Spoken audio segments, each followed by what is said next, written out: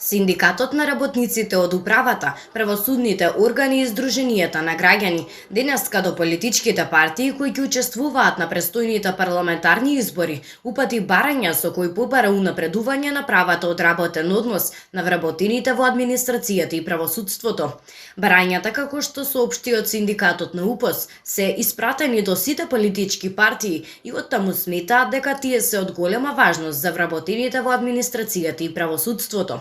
Првото барање наведуваат доследна примена на одредбите на колективните договори, како и афирмирање на социјалното партнерство. Потоа сразберен раст на платите во администрацијата и правосудството со порастот на минималната плата. Најавената реформа и спојувањето на институциите во администрацијата да се спроведе без губење на работните места, особено на референтните кои што се со најниски плати во државата. Мораториум за нови вработувања и вработување на определено време, се додека не се исцрпат можностите за унапредување на вработените во администрацијата и правосудството.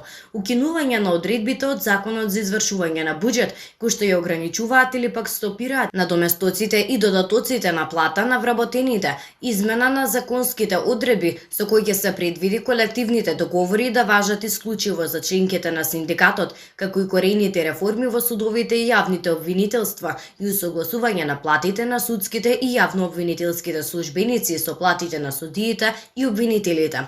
Ова се само дел од барањата кои што синдикатот на УПОС ги упати до политичките партии и воедно ги повика одговорите да ги достават најдоцна до 8.7.2020 година на имейл адресата на синдикатот. Синдикатот на УПОС изразува подготвеност да одржи работни средби со политичките партии, на кои дополнително ќе ги образложи своите барања, се вели во соопштението.